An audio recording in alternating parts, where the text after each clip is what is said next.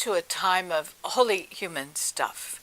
And today's topic is not only the incredible invention called Safety Pin, but it's the third of a series called Purple Prose. And what is the meaning of the color purple? But I want to begin first with what I'm wearing.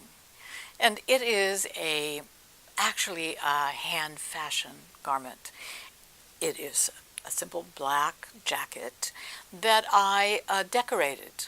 My fashion skills are somewhat limited, but I became intrigued with what one could do with a safety pin.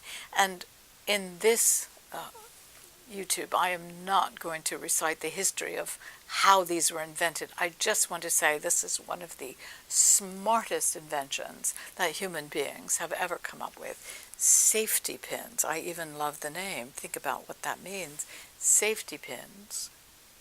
And why there are safety pins on my jacket is because when the Syrian refugees began bleeding, hemorrhaging into Europe, desperately searching for shelter, safety, places that they could in fact find the basic human compassion that would allow them to survive. There was a movement that began that had to do with this safety pin. It was, at least in Europe, an understanding that if you would wear one, it would be a sign, a very subtle sign, to someone who is looking for security or sanctuary or some form of safety, that you would be a good person to connect to, that you represented some form of safety for them. And so when I read that and saw some images of that, I thought, that's wondrous. I mean, in those days, I had hoped that the doors of the United States would open wider, and there would be places of shelter for so many refugees from Syria, but that is not what happened. But it is not that we don't have those who need places of safety and shelter, and those that they could be safe with. We have our own issues about deporting families, fathers, mothers, separating babies. So it seemed to me several years ago it would be important to be very clear about the signal you were giving. So one wouldn't do. I mean, how would you even notice whether somebody was wearing one safety pin? So hence I put on a lot. And it evoked wonderful conversations with people who would say, what is that about? And then we could talk about providing safety and shelter, just like the Statue of Liberty once did and promised. Now I'm wearing it, and I've considered that perhaps I actually need to go purchase a sign that is a little clearer. And it wouldn't be necessarily wearing more of these, but being aware of one of the 5 factors that produces homelessness in this country. One of the 5 factors that produces homelessness in this country, particularly for the young. And that is what happens when you say to your father, mother, grandparents, sisters, brothers, that you are gay, or that you're a lesbian, or that you may not even be sure of what is happening about your sense of sexuality, but it isn't what is considered normal. Normal being that which culture both expects, respects, and protects. So, why are there so many young LGBTQI children in the streets? It's because they no longer have a place called home.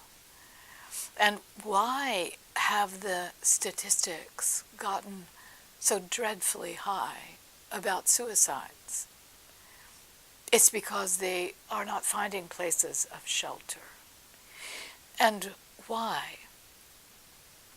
In the midst of a struggle, not only for United Methodists, but for many, is that understanding that who you are is not good enough. So I turn to the color purple for some quotes to remind us, and I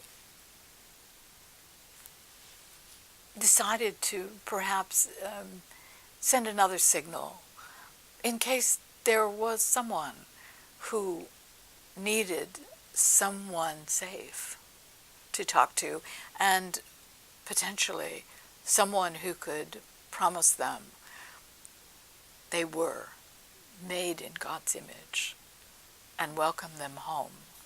So from that magnificent book that had more theological impact than probably any single novel in the last 30 years, from The Color Purple, I want to read this from Alice Walker. I am an expression of the divine, just like a peach is, just like a fish is. I have a right to be this way. I can't apologize for that, nor can I change it, nor do I want to.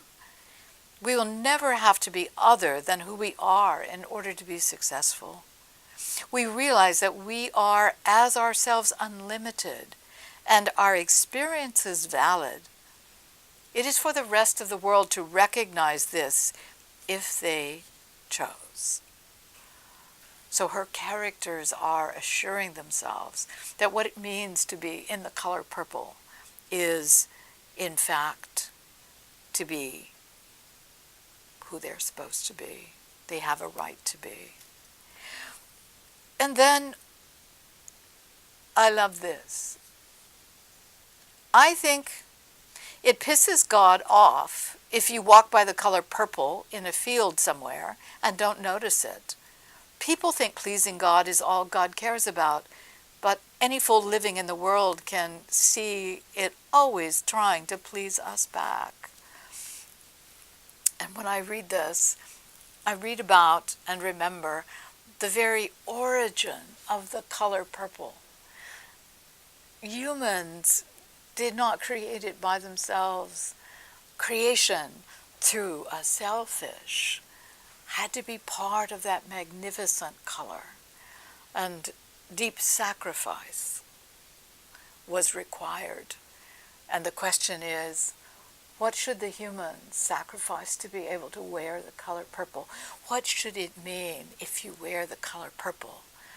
Are you aware of the suffering and where shelter needs to be offered?